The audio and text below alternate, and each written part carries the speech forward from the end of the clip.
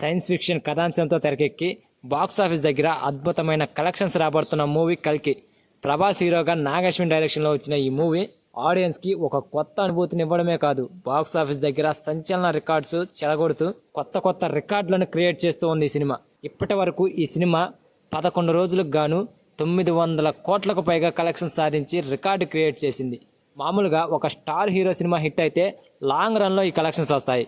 కానీ ప్రభాస్ గారికి ఉన్న స్టామినా, కథకున్న పవర్ వల్ల ఈ సినిమా కలెక్షన్స్ ఈ రేంజ్లో వచ్చాయి 11 రోజులకే. ఆ RRR మూవీ తర్వాత రీసెంట్ టైంలో బాక్సాఫీస్ దగ్గర భారీ హిట్ అయ్యి భారీ కలెక్షన్స్ రాబట్టిన సినిమా యానిమల్.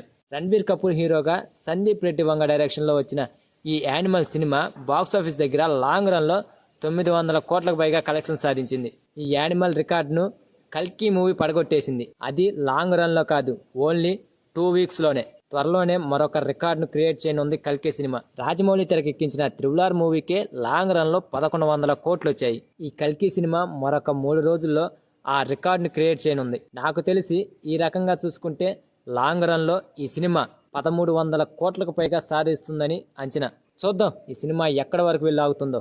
సో ఫ్రెండ్స్, ఈ వీడియో కనుక నచ్చితే ప్లీజ్ గైస్ లైక్ చేయండి, షేర్ చేయండి అండ్ సబ్స్క్రైబ్ చేసుకొని పక్కన ఉన్న బెల్ ఐకాన్ని క్లిక్ చేసుకొని ఆన్లో పెట్టుకోండి ఫ్రెండ్స్, ప్లీజ్.